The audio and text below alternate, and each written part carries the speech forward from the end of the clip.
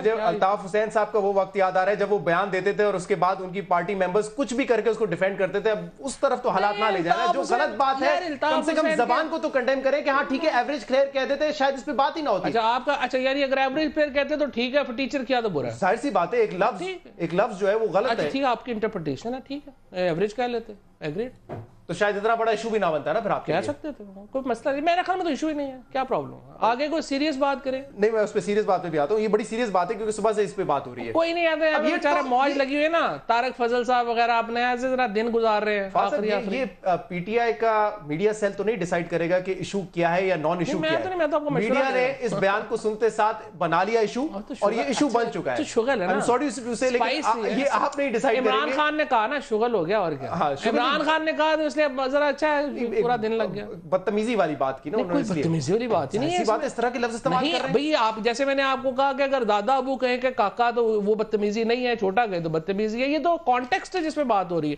जब जिस कॉन्टेक्स्ट में इमरान खान बात कर रहे हैं वो लाइट कॉन्टेक्स्ट में बात कर रहे हैं, क्या इशू है, कोई प्रॉब्लम ही नहीं है। चलें, डॉक्टर तारिक फजल चौधरी साहब ये कह रहे हैं कोई इशू ही था, नॉन इशू था, फिर क्या वजह है कि आज राना सनाउल्लाह साहब ने कहा कि इसमें माफी मांग ली जाए। 16 बंदे मॉडल टाउन में मार गए, उसमें माफी नहीं मांगी राना साहब। और मरियम औरंगजेब साहिबा ने भी कहा कि जिस तरह की उनकी जहनियत है उसकी अक्कासी करते हैं ये अल्फाज।